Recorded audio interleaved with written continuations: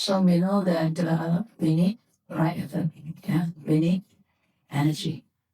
We need the eagerness, the zeal to make changes for good. Yeah. Somehow, as you practice, then you still continue to face with some challenges. Yeah. So, what are these challenges that hinder our mind from progress, from development? Because of these hindrances, just as I mentioned in the sutta, Nibbana Sutta, means hindrances that obscure the mind from being able to develop. So, as a cultivator, as a Dhamma seeker, we need to identify and from there, then only we know what to do. Yeah? Just like you said, the formula, suffering, then you have to find out what's the cause of suffering.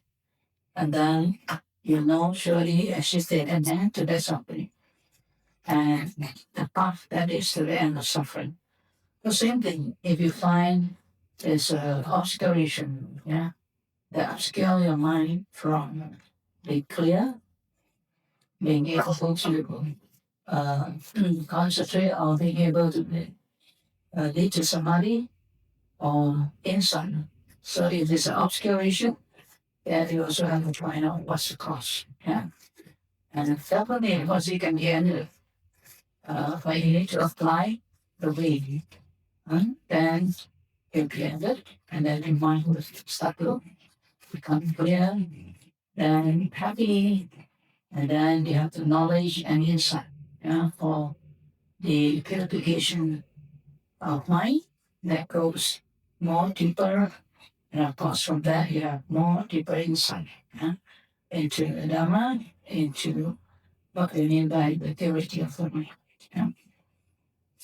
So the five hindrances, the first hindrances is the first hindrance is we call it as sensual desire. Right? Sensual desire. So far, I think here everything is provided very nicely, so you don't really crave so much, right? Do you? Everything is so good, not like heaven. So your mind is settled with that, yeah? But you still crave that.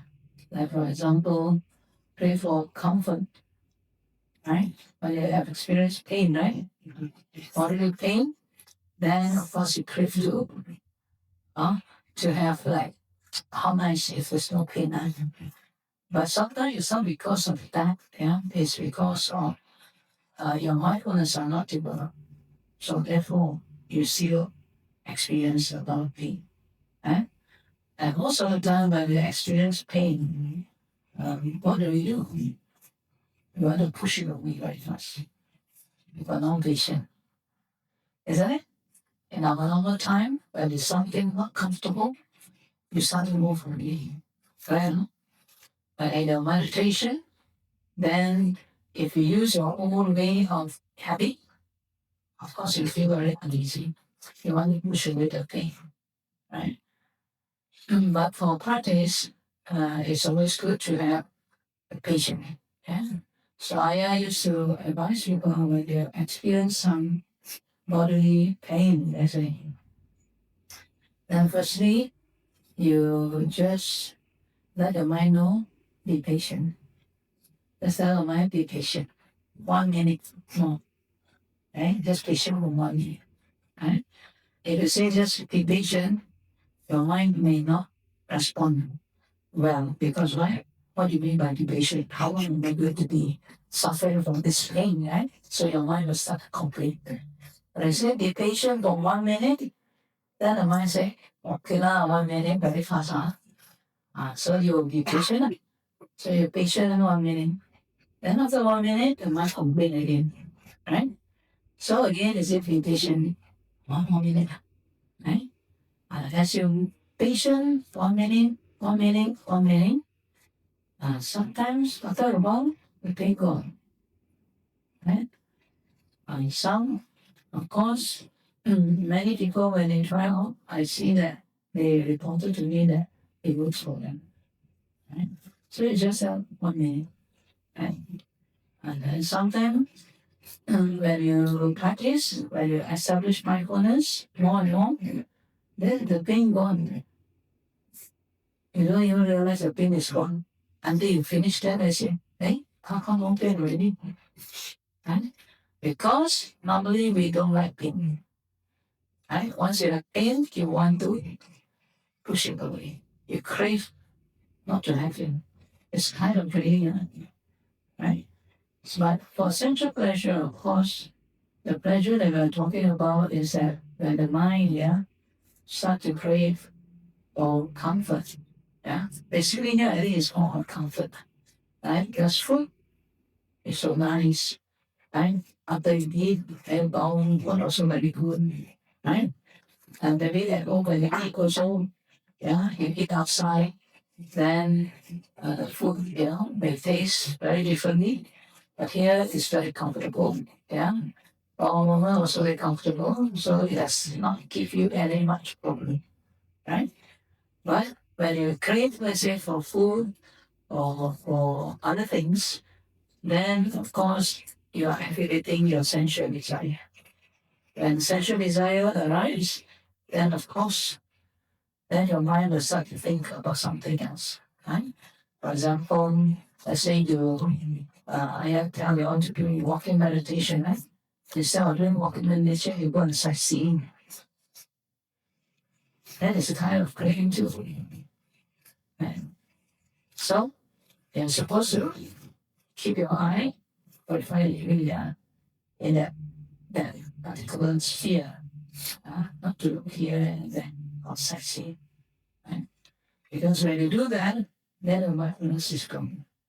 Right?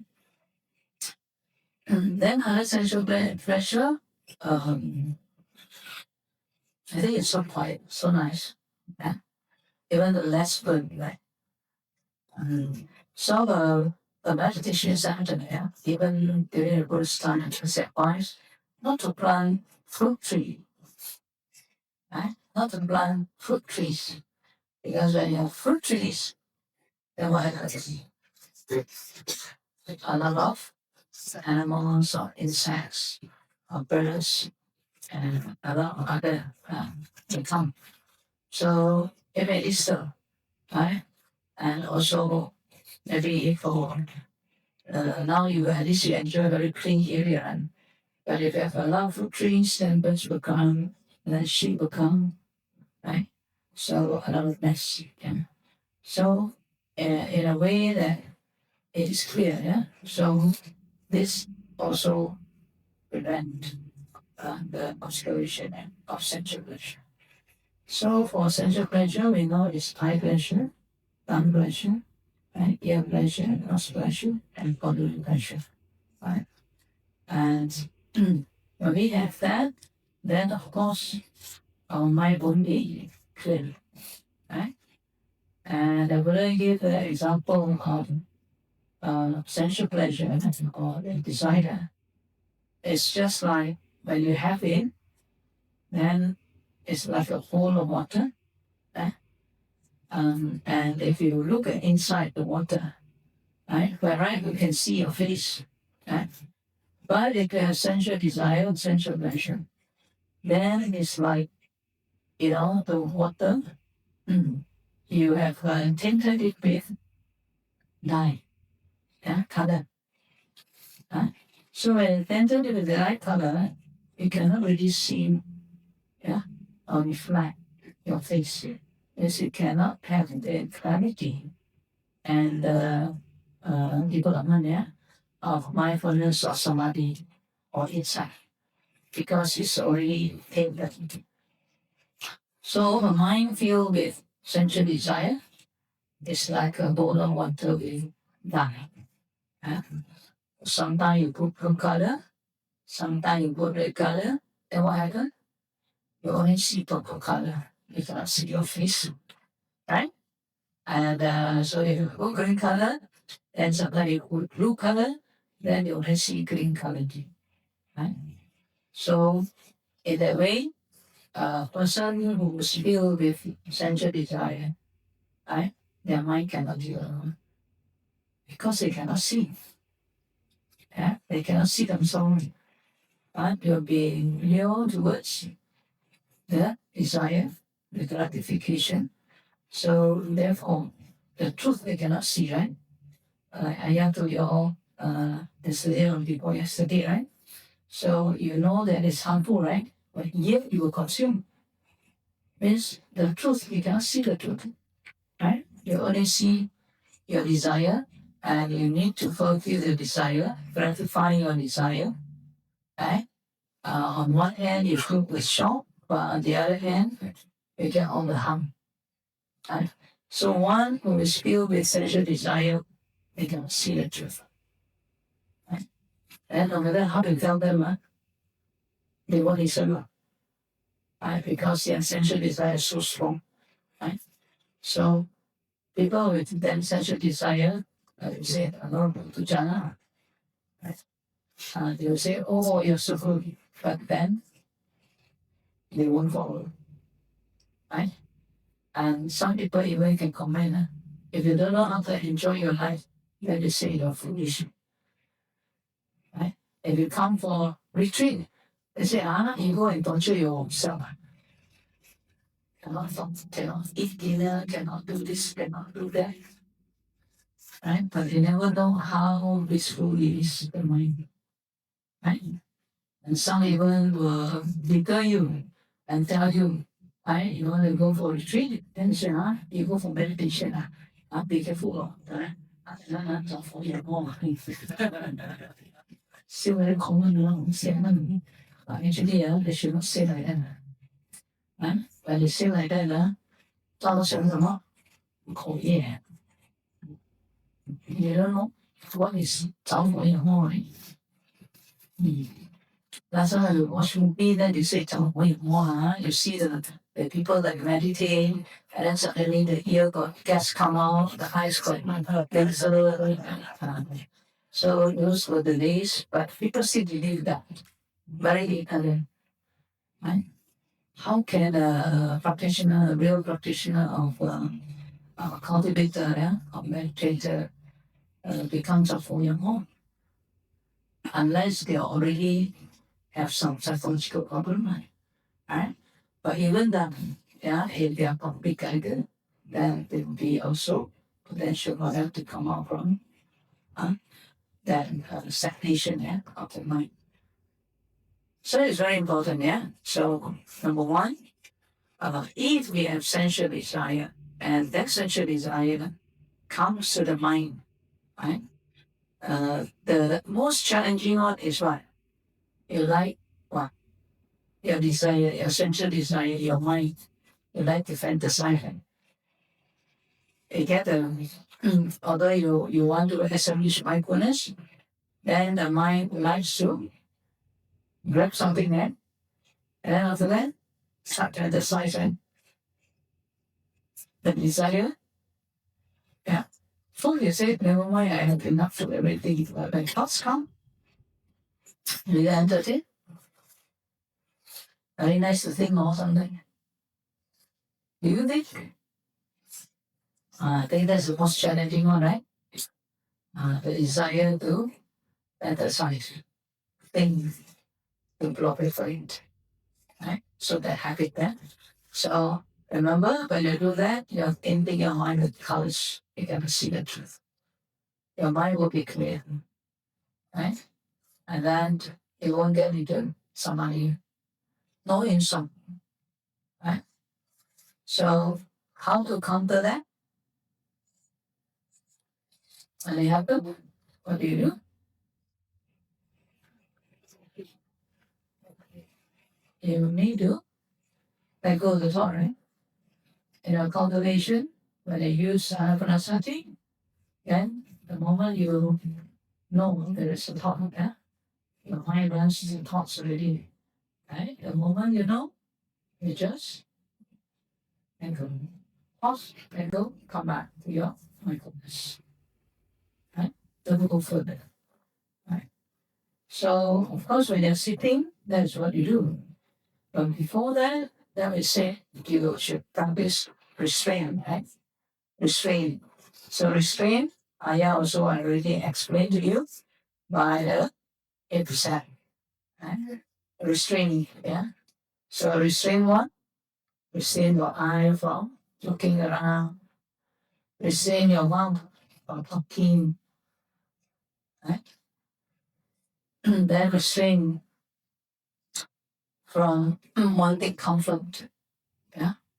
So when you restrain all these things, it helps the mind to settle down, to be more contented. Right? You must practice the restraint. So the 8% already have a lot. Yeah. Because I say automatically you say, oh, dinner, then you don't think about dinner anymore, right? But evening, if you are not sick, you are not taking medicine, then you should just take warm water or, sometimes they may boil some herbs or whatever for you, right? So it doesn't mean you have to take cereal, right? It's only for those who take medicine. Those who are not sick, just take drinks, normal drinks. Have warm drinks, okay? And so from restraint, it helps, yeah, the mind from like wanting, craving for things, yeah. So when you restrain your eye, you have to keep practicing it until the last day. Once your eye is done, when you walk, then that will help you a lot to bring your mind within. You must try out, then you will know. Right? Cast down your eyes when you walk, when you go anywhere, and that's how you practice. If you wish for your mind to be clear, to be able to enter a prolonged mindfulness, and hopefully that you can get some experience of samadhi and some insight. Then you start to practice, you will see that result. Right? So restraint is one of it. Then when the thoughts come, then you let go. Yeah, come back to mindfulness. So when you're walking, then you come back to know that you're walking. Right? Sitting, then sitting, standing, then standing, lying down, you're laying down. So whatever posture you're in, okay? And also for the Sati Samajana, we also do the body awareness. So you're aware when your head is ready to turn, right? You're aware when you want to extend your limbs, every movement you clearly know, right? And in that, there's no other thing, just the mindfulness, the knowing, right? Because here you're not doing anything, only your chores, service. You don't even have to talk, but just perform your chores and service, and then keep the mindfulness continuously, right? So sensual desire, seeking for pleasure. So what you need to practice is restraint. Then next one is when it arises in the mind, we make the effort to abandon it, then return to mindfulness. Okay? And of course, there are other methods of meditation that we can use to overcome this, but I think sufficient enough to talk about what we've been practicing so that it can go further. Right? So next is a hindrance of ill will. Right? Ill will. So if you come with some disappointment or something that you have upset about, and sometimes you'll be wondering, yeah, it can be happening long, long time ago, but you keep it in your heart, right? So when you meditate, then this evil will crop up, yeah, into your mind. And at times you feel your heart not settled. You don't feel like complete. You feel tight, yeah. So those are indication of that you have certain ill will that you are suppressing. It can be forgotten all the time, but it's still there.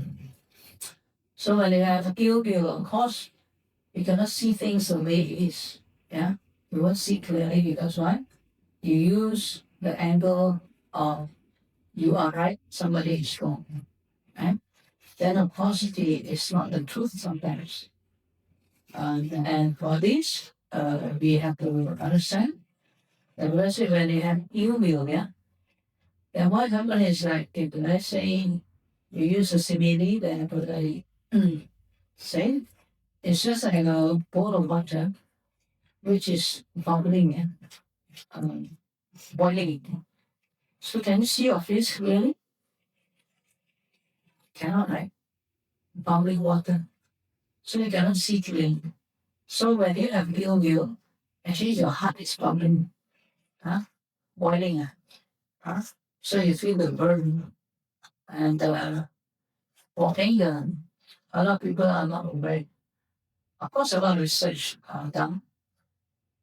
They say if you have few minutes of anger, just a few minutes of anger, so your well-being is shaken and it will fall under the what they call the horizontal line. They have axis line. So you will fall down below the normal state. And when that fall down, and in research, it took around 6 hours.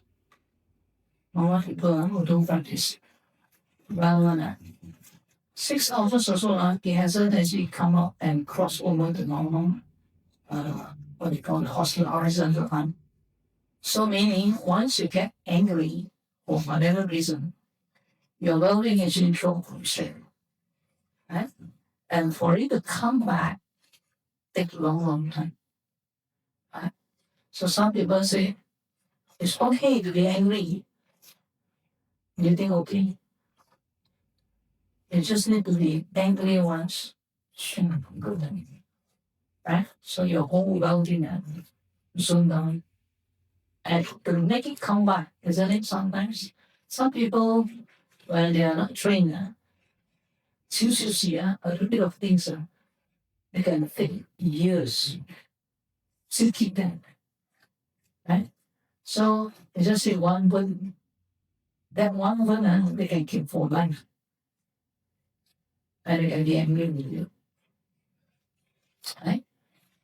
So don't underestimate that. Sometimes certain action, right? You don't know that actually is anger or maybe disappointment or upset, right? And I used to share, yeah. Last time I started to learn metta meditation when I was in university, yeah. So the first time meditating, so first you say, metta, release your yourself, okay, release myself. And release someone that uh, near to you, uh, that you love. So evaluation family members, okay? And release but then also release someone neutral, yeah? Also can. But in the past, the fourth one, they say, well, we should be your enemy. Now we don't say like that, someone that is not friendly to you. The last time they say also, metta your enemy, okay? So when they say metta my enemy, then my mind starts to survey, so this way, I don't have anybody in mind, right? But after a while, right? It's going through. Oh, suddenly my uncle's face come up. Right? My uncle's face come up. When my uncle's face come up, then I start to see that time I was 19. But my uncle's face come up, that incident is when I was about 7 years old. So what come on? And see his face already. Suddenly all the memory come up. And that scenario and so clear. That evening, I don't know how, because we are extended family. So he and the wife is taking dinner. And I happened maybe because I'm sick. So I came and I eat together with them. So my parents or whatever, they are already makan. Yeah. So I happened to makan also on the same table. And what happened is that I was not well, so I was sneezing. You know what happened? I could pull my ear. Right? So, you know, like you're 7 years old already. You are sick, and then you cannot pull ear. How you feel? Of course, I didn't cry lah, but I was just angry lah. Maybe angry lah, and upset lah. But why you keep pulling my ear? I'm not purposely ma, because I'm sick ma, right? Can you imagine that thought? So after I remember that, then suddenly I cry. I cry because you know I am Vietnam. And I thought to myself, it was actually the past. But I didn't know I keep it in my heart for such a long time. Right? I thought I had no enemy at all. I don't like I don't hate people one. Yeah? But that incident can surface. Right? So my dear old mom, and then I cried because I thought, why should I hate him? It was the past. Right? And interestingly, before I really cry, actually another thing come into my head, after the pull my hair up, then after that, wow, other thoughts come in already. And what other thoughts? I see him as not fair because he don't call his children to sweep law or whatever one, but always call us to do one. So in my heart, it's like not fair. Right? So imagine I was 7 years old, and this meditation that I have is 19 years old. So it was 12 years ago. And I have that. So if you look into your own heart, into your own mind, how many incidents like that may happen to you? That you know or don't know, but it's still there. So you need to clear off. You think it's nothing, but it's something. So that is guilt. Right? Of course, you will can be in many forms, right? The lighter one, the medium one, stronger one, right? You can be your ill will, your jealousy, your envy, your anger, your grudges, right? Sometimes you may curse others, right? All these are in the same category, right? So what happened to Aya is very minor thing, but that alone can cause that the ill will to be kept there for a long time. Right? So now having flashback, you don't have the evil anymore, but you still remember the story. Right? Sometimes they will say, "Aya, nothing lah, forget about it lah." You say, "How can?" Right? He is the one to be blamed. How can I forget? Right? You can forgive, yeah, but you still remember the story. You don't have to keep the anger, right? And feel that you are not, it's not justified, right? You still want to hold on. So let go. Yeah. Forgive whoever that done anything wrong to you, right? Whether by thoughts, speech, or bodily action, we forgive them. Right? Because you don't forgive, that toxic you carry, it will it will give you the toxicity in you, not in that person. Right? So be wise to let go. Right? Because if not, and you're gonna say, you're like the bubbling water, boiling water. You cannot see the truth because this will obscure you from seeing the truth. Right? So forgiveness is very important. Right? So having that thought, right? If you think in a way, if the person is wise, what's he going to do that? The person also is ignorant. Right? But for you, you should be wiser Because if you are not wise, you are also sama-sama. So what will be the effect? Suffer more. Right? And that's why we say for anger, right, it's best that we choose, we choose to believe. Yeah? It's a choice to make, and it's a wise choice. Right? So ill will can really cause a lot of trouble. Ill will can distort or maybe sins, right? Because we always think that we are right or wrong. Just like sometimes when you see something, the number, let's say number 6, if you look at the other left side, then let's say you see number 6. If you go to the other side, you see number 9.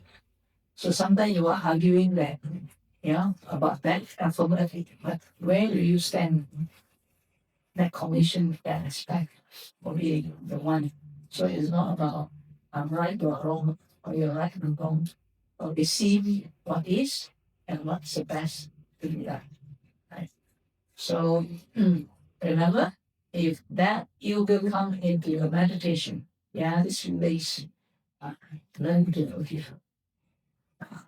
And so for you, the best is stand up. And also know that people wish for happiness too. So as we wish for happiness, others also will. They will also wish for happiness. But it's due to ignorance that it causes a lot of trouble for themselves and cause progress. So as we understand, we don't cause trouble for ourselves. We don't cause it to others. Right? It's enough. Right? And the earlier that we can do that, the better. Right? So our hearts start to open up to be happy. Right? So method of meditation, like you said, there are many.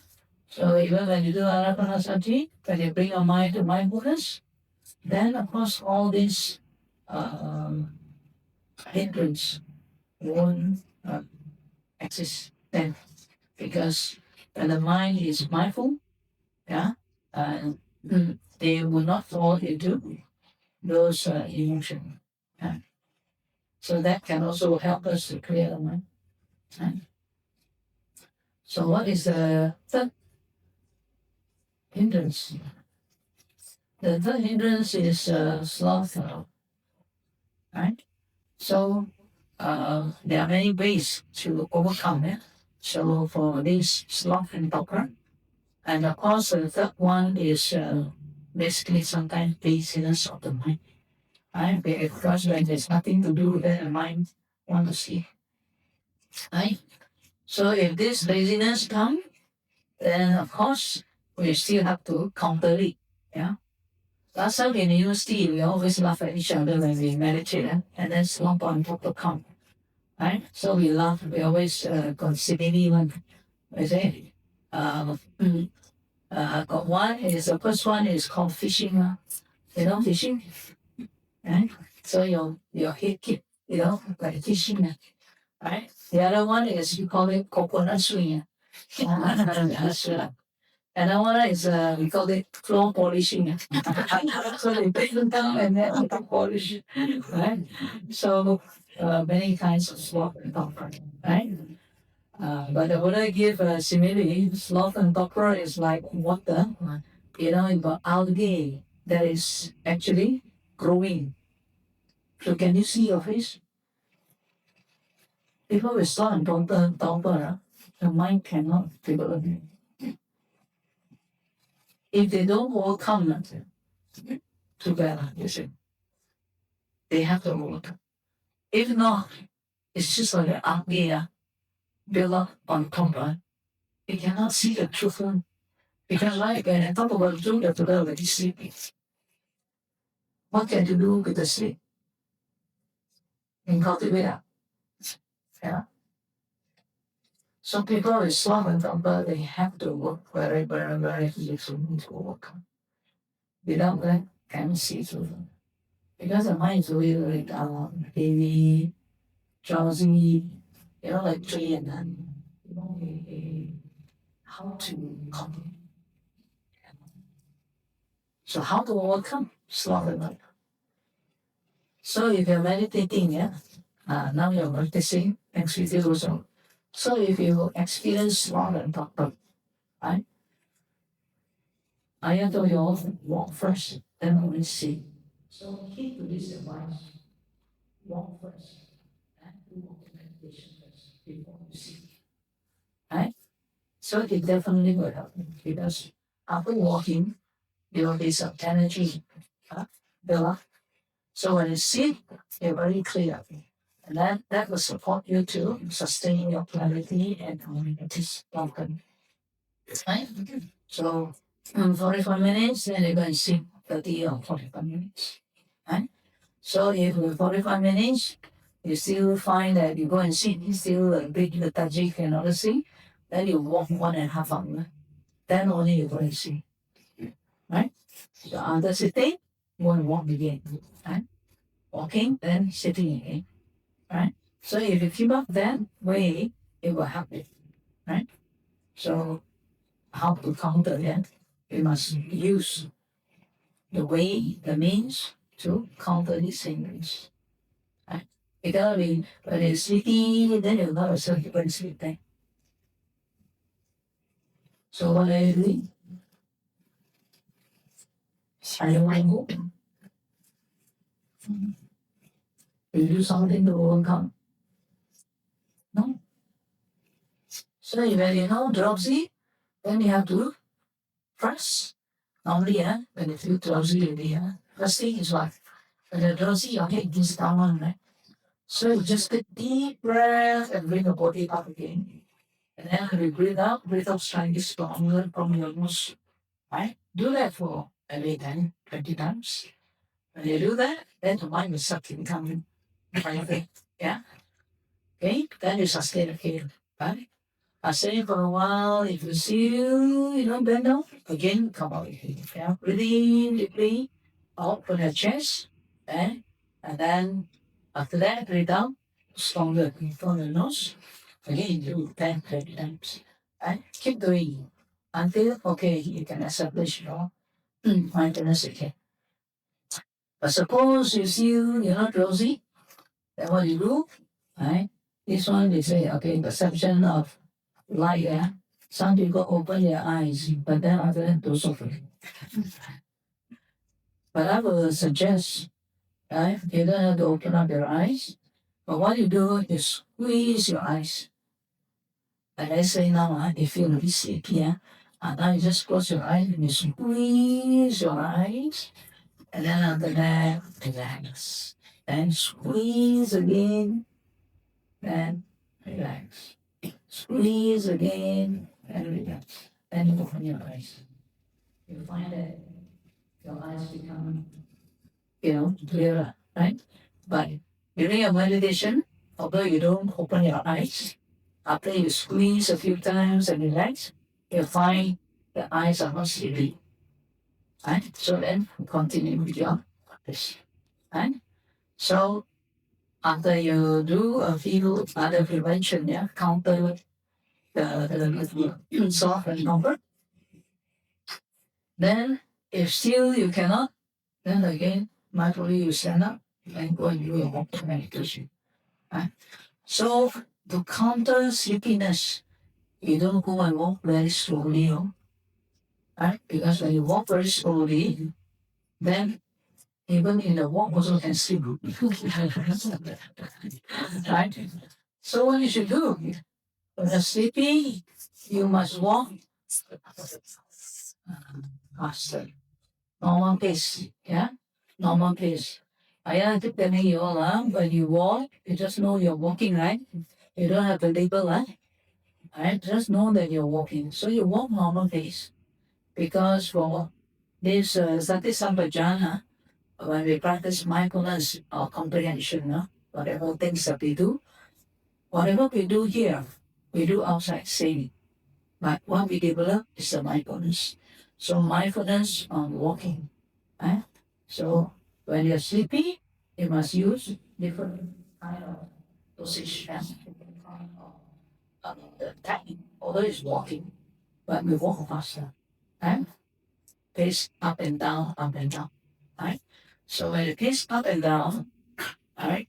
The distance not too far now, let us say about 20 steps, maybe from the side go to the other side. Yeah. So about 20 steps like that. You don't have to count one step, two steps, only just the space of while you're walking up and down. Right? So when they continue to do that, then you'll find again energy will start to build up again. Right? Then with that, then again you learn sit. Right? So there are many ways. Yeah. If not, then you go and wash your kids. Right? Wash your eyes. Yeah. And then drink some warm water. And warm water, then will blood circulate. Then you feel a bit more fresh. Then come back and sit. Right? If not, you do walking first. Then only come back and sit. So means there's no reason, no excuses for not maintaining the mindfulness all the time. Right? Because a lot of time we say, sloth and torpor already can give reason to ourselves. Boleh sekejap. Right? So when you do that, your mindfulness is cut off. Right? It's sloth and torpor, nothing happened. Don't talk about mindfulness. Nothing happened. Even people, how to say, take away your thing or whatever, you also do. That is the worst domo state. Right? The rest you still know a bit again. This one totally don't know. Right?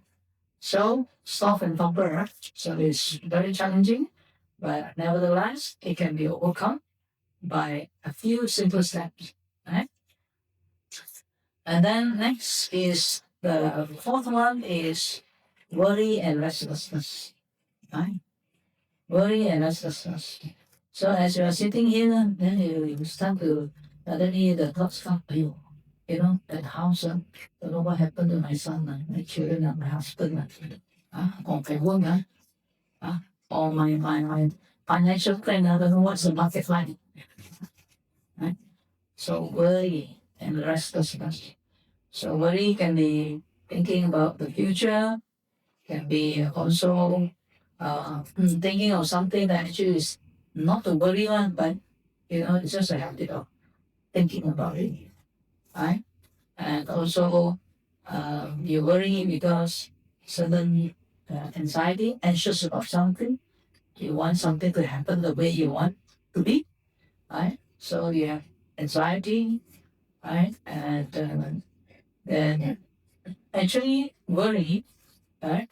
Scientifically, yeah, they say most people worry for no reason.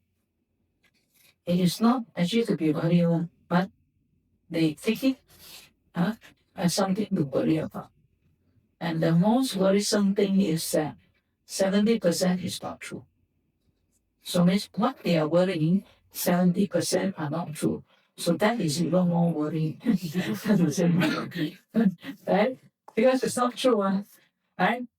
So most of us, we worry because we have some craving, right? No craving, I don't worry, right? When we have craving on something or attachment on something, we will worry, right? Because why? We scared that we'll lose it, right? And so that's why the worry comes, right? So for worry and restlessness, that's why the mind will start to worry. So if a person do not keep on check, the worry can become, after that, anxiety. Anxiety can become depression. Depression can become suicide. Right? Because they only make up those stories in the mind. And as they visualize, and then they add on some of all the uh, potential that they think may happen. And actually they scare themselves. Actually it is nothing on, but it's in their mind. Right? And they keep adding on. So what we call it, proliferating, of the whatever images, or whatever things that they think. So it become Muslim, right? So some people may have a certain phobia, right? Certain phobia. So why they have phobia? They normally exaggerate the thing, right? So So that worry become even more worse, right? And we know that some people, at the beginning, they have some worry that, but if they don't keep it on check, so that worry or that anxiety become not only psychological, but it become biological. So we term it as psychosomatic. It's from emotion, then they become physical. So that is quite dangerous, because, like for example, why people say anxiety attack, sometimes can even kill them, because when they see they view the things or they think about the thing, it's like going to fit their life. So they're so scared. Yeah, they're so scared. And they really, you can see the difference. I, I've seen some people who have anxiety attack for long, when they describe about the anxiety came, the attack came. You can see their face become red. Then you can see their heart starting on the beat, right? Very anxious. Means the blood is starting to, it's like fight and flight mode, fight and flight mode already. But you can see nothing, they're just sitting, and then the person say, I am this, suddenly the attack come, right? So then when that happens, they feel like they have lost control, right? And normally we are always equipped with one pill, right? So we think everything happened, the pill, right? So you also put up the pill, right? Then when I see that, I said, okay, hold on, right?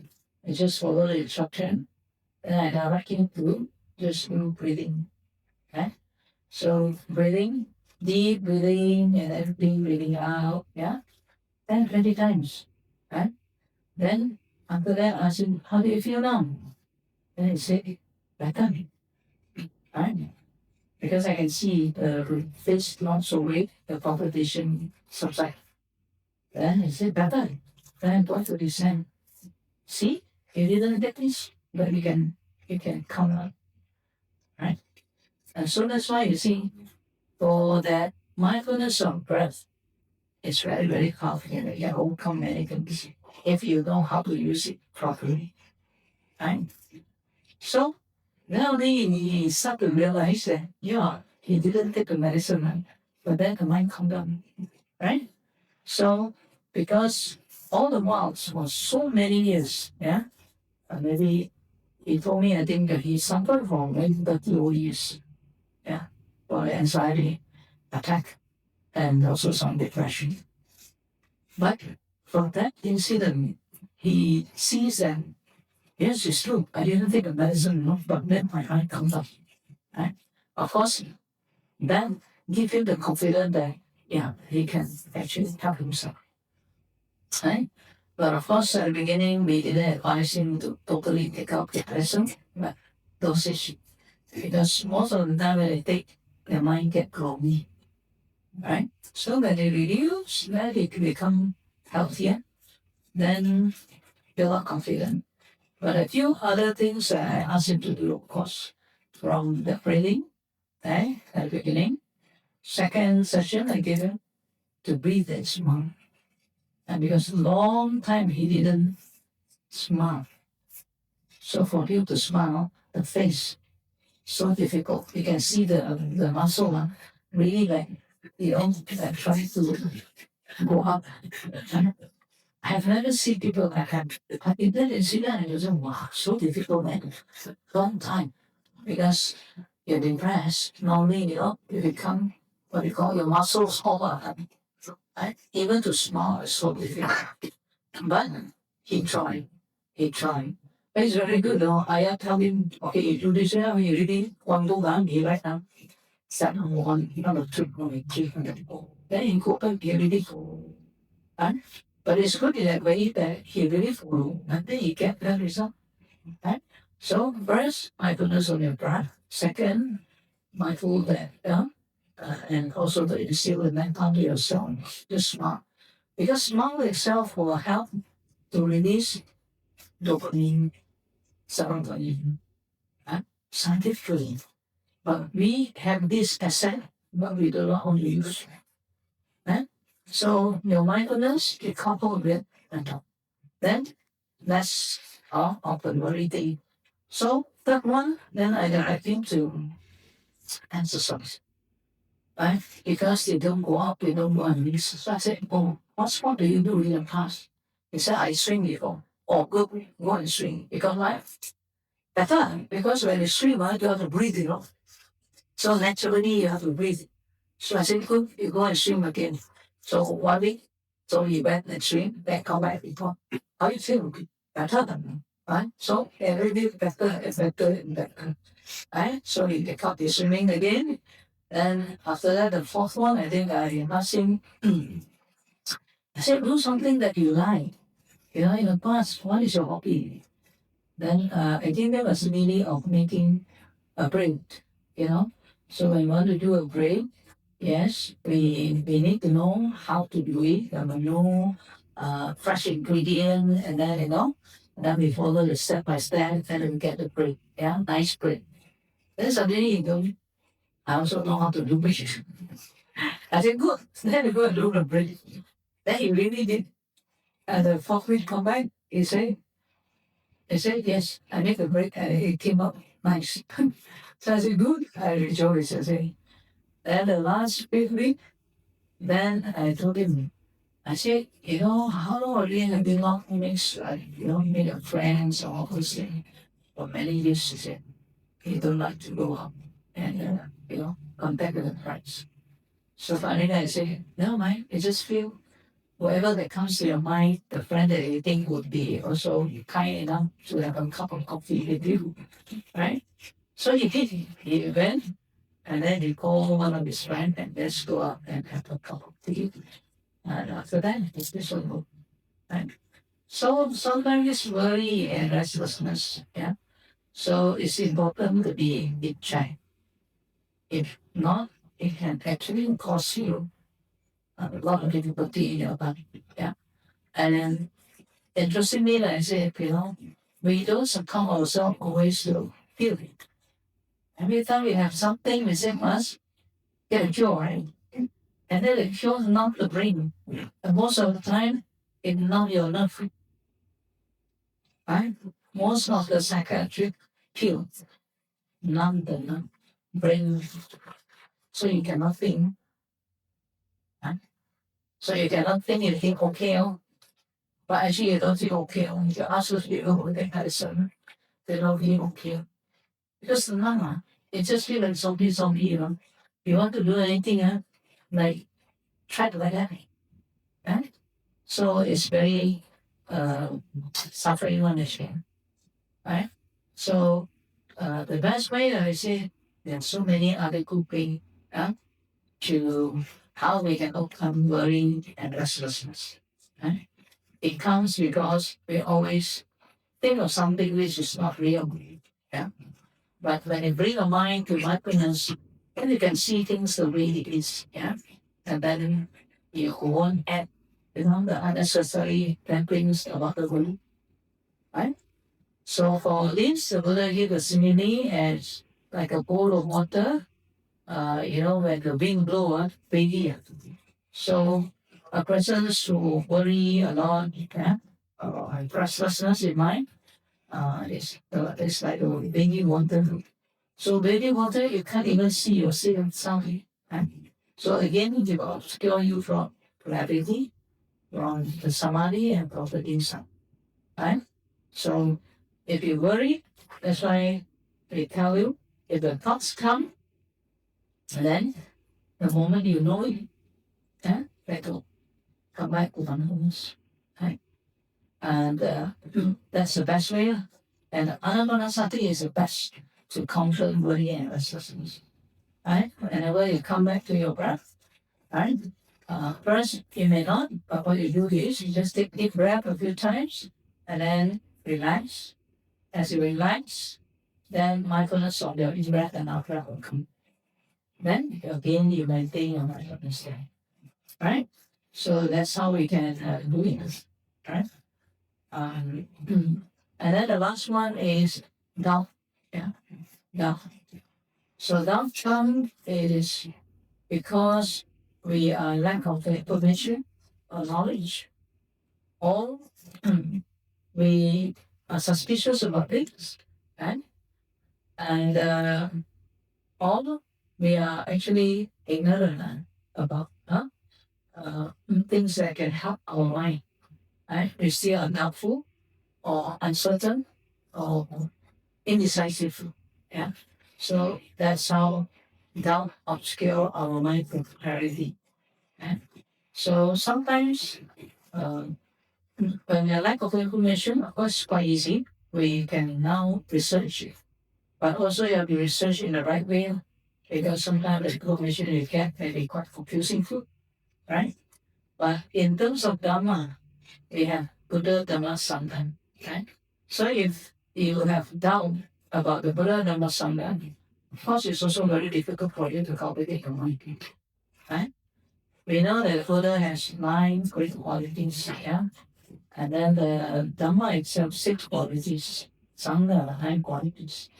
Yeah? If we have faith, then more easy to cultivate because we know that the Buddha is the one that discovered and the bringer of the life.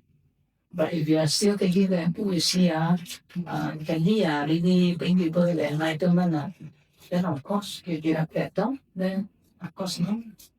Right? But if you have the faith in what the Buddha taught us and put it into practice, then until you get the result, then you will see. Right? And Buddha say, when you see the Dhamma, you see the Buddha. When you see the Buddha, you see the Dhamma. Right? If you cannot see the Buddha, you won't see the Dhamma. You cannot see the Dhamma, you cannot see the Buddha. Right?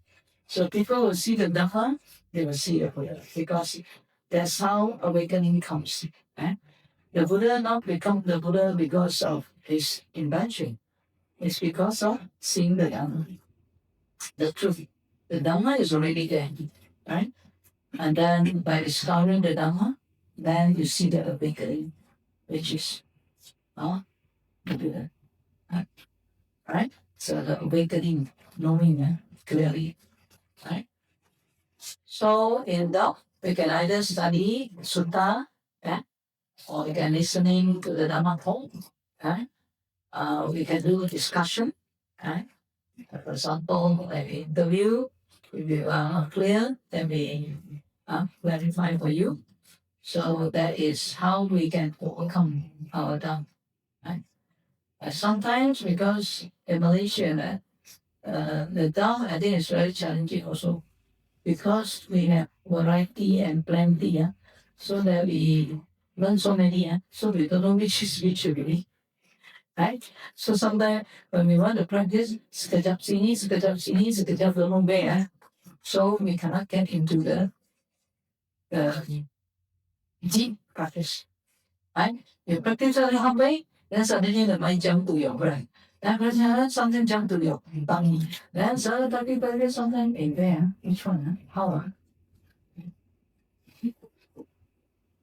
That is a challenge in Malaysia.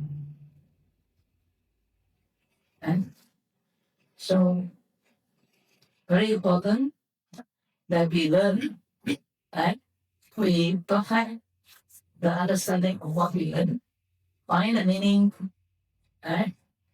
Research, put into practice, right? And then go deep first. Go to jump here and then, right? If you jump here and there, you go nowhere, right? It may be learning meditation for 10 years, 20 years, 30 years, 40 years, but at the end of the day, still cannot get into somebody because doubtful one, whether it's this one or this one or that one, right? So the development have to be gradual. The Buddha explained to us very clearly, this step, this step, this step. So you just follow this step, this step, right? So teacher say is one thing, then you practice. Then you see and refer to the Sutta. If three go in line, then gradual, don't have doubt. Right? By one not in line, then we have to research about it. Right? But we don't have to be doubtful. research, test out the game, and then see what it is. Right? So it's always carry out in practice, and then you evaluate. Right? And if it doesn't tally, then you have to make changes. Right? So that is important. Yeah. So, but when it comes to instruction, you have to listen carefully. Yeah, and then follow the instruction properly. Right.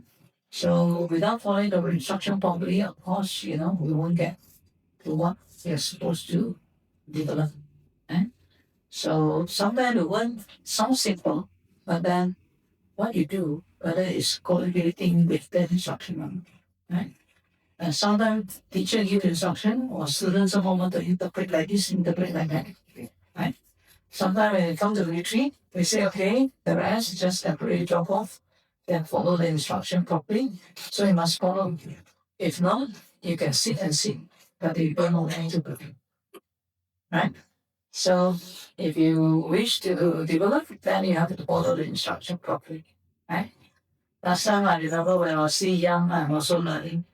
Then this Bante told me and said, I don't know why, but interestingly, because I asked him certain question, then he answered me. He said, this is the position. And the community, you should, in that way to find out or whatever. But I said, a lot of them are out there.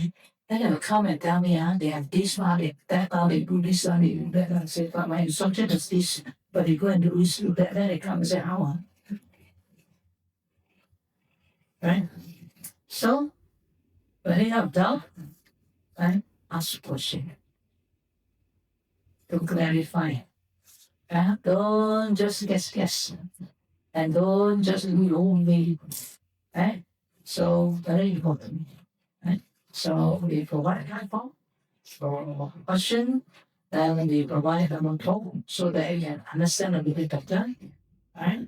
But then, whenever you have doubt, clarify. Yeah? Don't just simply do the way you think. Yeah? Because you may not do the right thing. So you may be using so much time, right? But then no result. Right?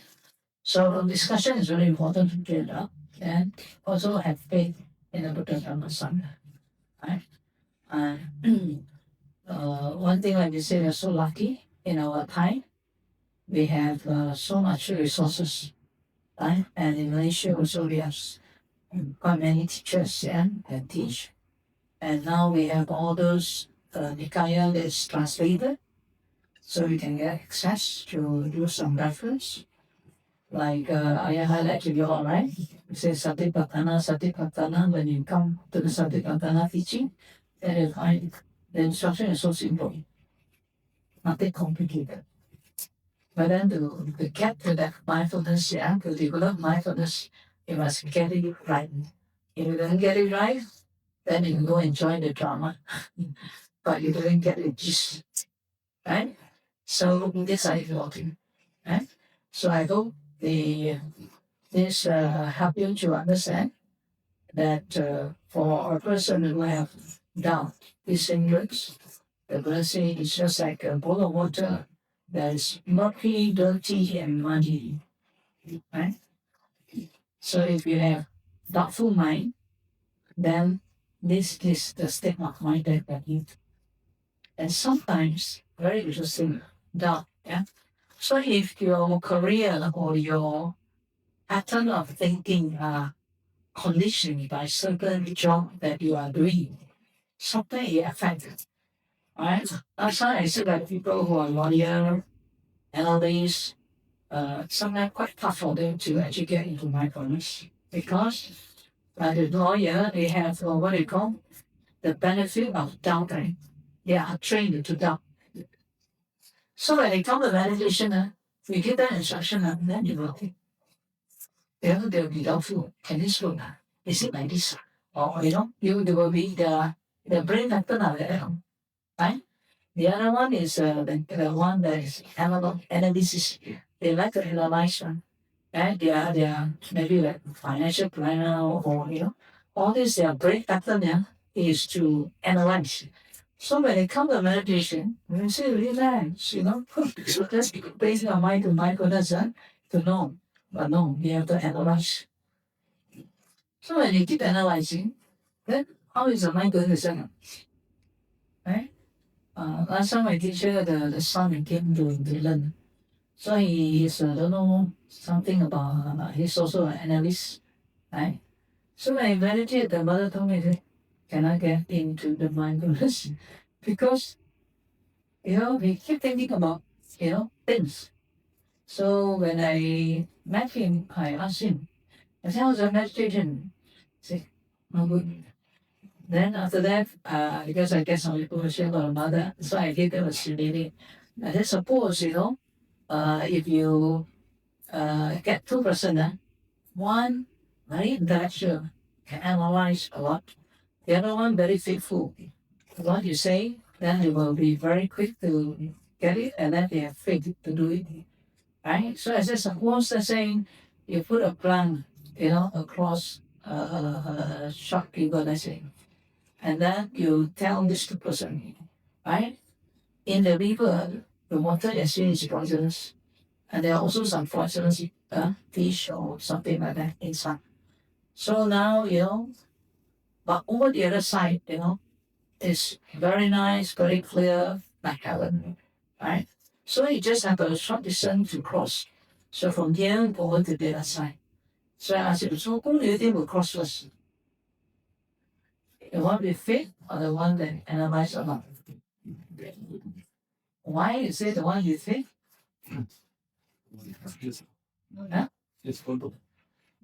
Because the faith one, they follow what you say. Is it, I live there, over there is very nice. You just need to cross over, right?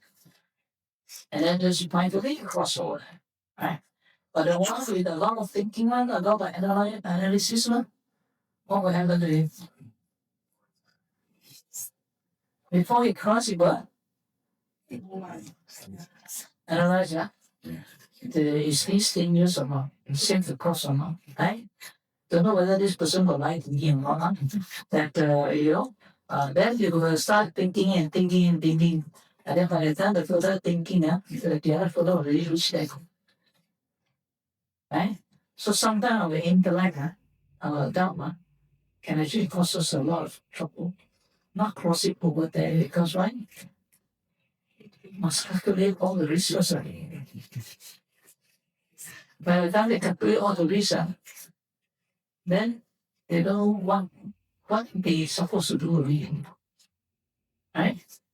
So if you have this kind of a mind, then you also must learn how to place your faith and trust.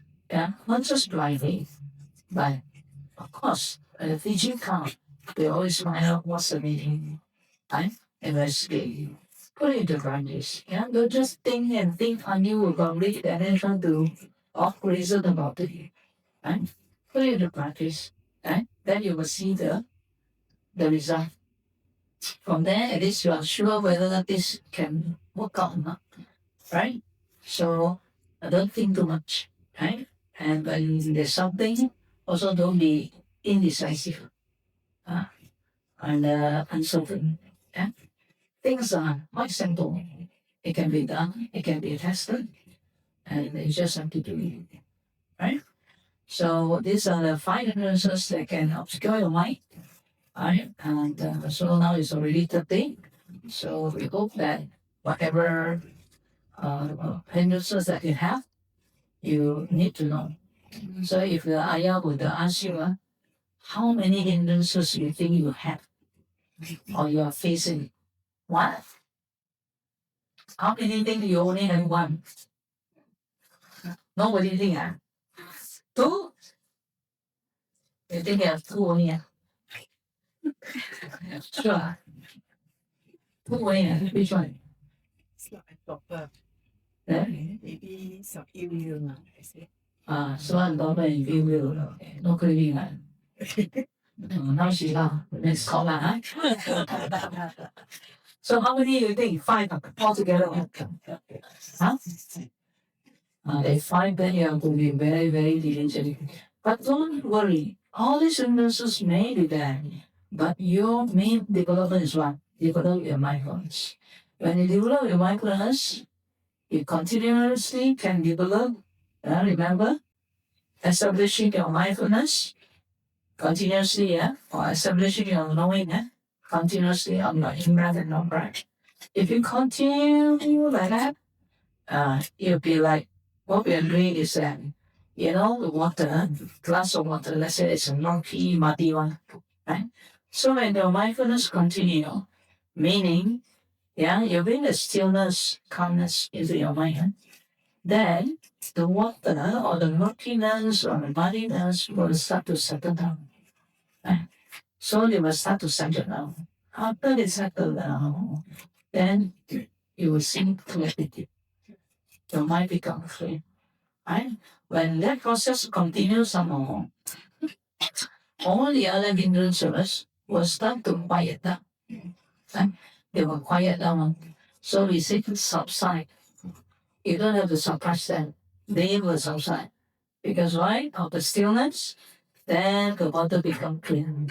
Because of the stillness, your mind become clear. Right?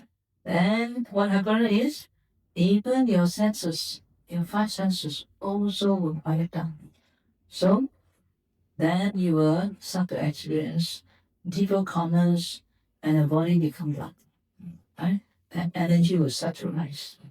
Right? So what you need to do is to develop this mindfulness. Right? Some of you, I already explained that it's not your breath, it's the mindfulness. Right? But how do you know? They are still tied with mindfulness on the breath. Just keep coming back. Right? So that's how you practice. And so hindrances will subside if your mindfulness develop. Right? That's how it will lead to samadhi. The joy will rise, lightness, energy. Alright? So tonight, you must know what is your hindrances, and you must make right effort to overcome it. I already give you all the tips. So when you face it, then you apply. Right? So all the tools already given. Right? So the moment you face it, then use to overcome. So you know that no excuses. Right? No reason, no argument. Right? All you need is to continue to develop your mindfulness. Alright? From sitting, the anapanasati, to standing, to walking, to eating, going toilet, right? And whatever you do, wearing your clothes, bathing, all action, you comprehend fully, mindfully, right? Of course, when you do all these things, thoughts still occur, right? Then you let go, come back to what you're doing, right? So if you're going to continue doing that, you will see the result will be better and better and better. Your mind become clearer and clearer. Your heart become more open. Yeah, lightness, everything will develop. All right. Everything finished. I want to give you a chance to ask question. Okay, one question today. Any question before we conclude?